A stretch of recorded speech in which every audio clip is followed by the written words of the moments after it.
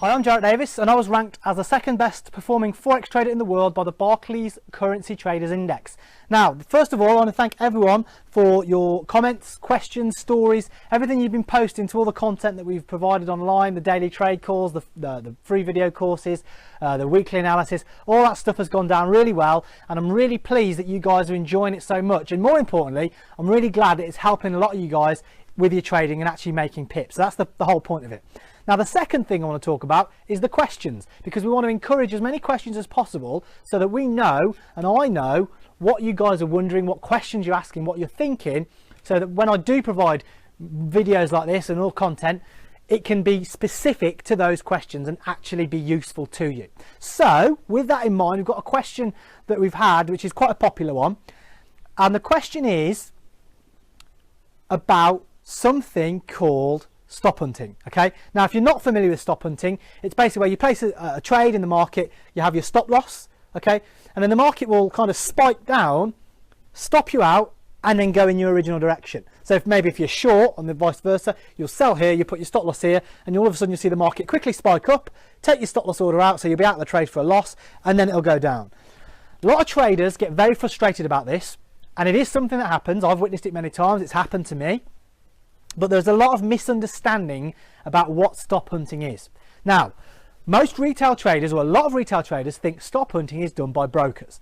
And what they think is the broker's there, you can see your position, you can see where your stop loss is, so it just spikes it out, widens the spreads a bit, takes you out for a loss, banks your money, and then sends the price in the original way. That's what they think. They think it's the broker.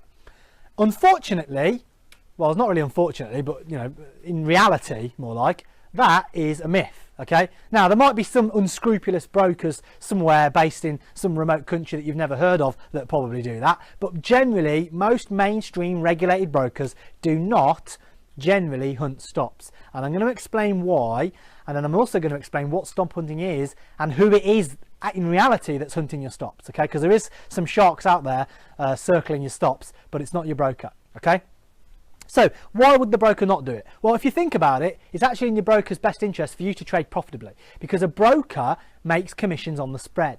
So every time you take a trade, to simplify it, every time you take a trade, the broker takes a pip or a fraction of a pip, okay, as part of the spread. So the broker gets the spread, I don't know, 0.2 on euro dollar, and he gives it to you for 0.5. So that 0.3 difference is the broker's profit, okay, it's their commission.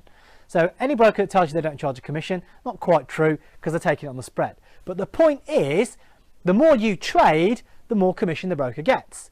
If you take one trade and the broker spikes you out and stops you out, they just get that one lump sum of money on your trading account. If you can trade profitably and grow your account, and you're trading for 5 or 10 years, and your account's going up and up and up, and your position size is going up and up and up, the broker's commissions are going up and up and up. So it's actually in the broker's best interest to have you trading profitably. Now, of course, most retail traders don't. 95% of new traders lose money, and the broker's got nothing to do with this fact. But it's certainly not in their interest to take their clients' money really quickly and hunt stops. So, that being said, who is hunting your stops? What's going on there? Well, the reason that stop hunting happens is because large funds, hedge funds, large institutional traders, they are the ones hunting stops. And then we'll give you a brief explanation of how it works and why it happens. So, let's imagine you are going short from a level of resistance, okay? So we've got a level of resistance here that we're going short from. So the price has come up here. Lots of traders have already sold it off. We want to sell here. Logical. That's where traders sell at support, buy at resistance. Now the logical place to place your stop is just above that level of support, because if it breaks out, you know two things. You know, first of all, that the level of support resistance, sorry, is not going to hold. Okay, this selling from here is a level of resistance, sorry, not support. You know that this level's not going to hold, okay, and you know that probably if it's broken out, it's probably going to keep going. So you don't want to be holding a losing position too long. So you let it break out, let it kind of fail, and then let your stop losses get taken out.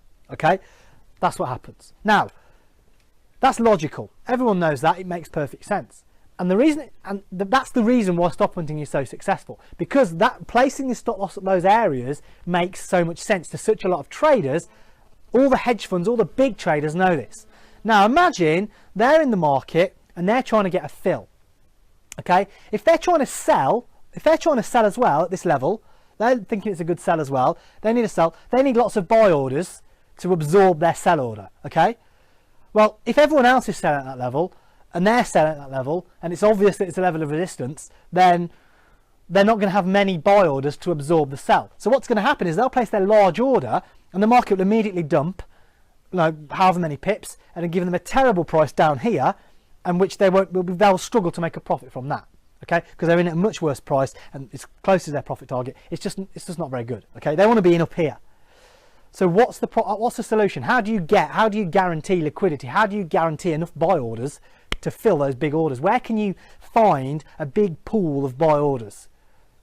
Well, it's the stop losses, okay? Because everyone's selling here, so the stop loss orders are buy orders, and just above that zone is just a haven, an absolute massive pool of buy orders where everyone's stops are, okay? And that's basically it. So what the players will do, the hedge funds, the institutions, they'll push the price up, they'll buy the market, push it up, because they'll be able to calculate the cost of how much that's going to cost, buy it up into the pool of buy orders, place their big sell, all those buy orders will absorb the sell, they'll get a great price around the level of resistance they want to trade from, and then down the market will go. And if you've seen that happen, if you've seen the price spike and then fall, no doubt you found it very frustrating, but that is exactly what's taking place. So you've been correct in your analysis, and you've actually you're on the coattails of a big player, but unfortunately they need your stop as liquidity to fill their own position, so they're basically hunting it. That's what they're looking to do. So that's the rule of stop hunting. So if you don't want to get caught out by stop hunting, don't put your stop in such an obvious place. Put it a little bit higher up. Obviously you end up with a wider stop and you have to use more pips, but it will stop you getting hunted those times when the big players are looking to fill their orders and take advantage of retail traders and smaller traders who are placing their stops in that level. Of course, the opposite works true for buy orders. And the other thing about institutional traders is that they have something called a ladder. So they can see at any given price how many millions of orders are in the market. So if they can see if the price goes up 10 pips, this price here, there's maybe 10 million of sell orders there and 5 million of buy orders. So they can basically calculate how much it's going to cost to move the market up and then sell it off. So they've got all that information now on institutional platforms, which makes that job even easier for them. Now that's an oversimplified illustration, but that's generally what stop hunting is and how it works. So I hope that's been helpful, and hopefully you guys can use that information to protect your stops and stop you from losing pips when those guys are hunting everyone's stop losses. So thanks very much, and I'll be back in the next video with more questions and more answers to those questions to help you guys hopefully make more consistent pips.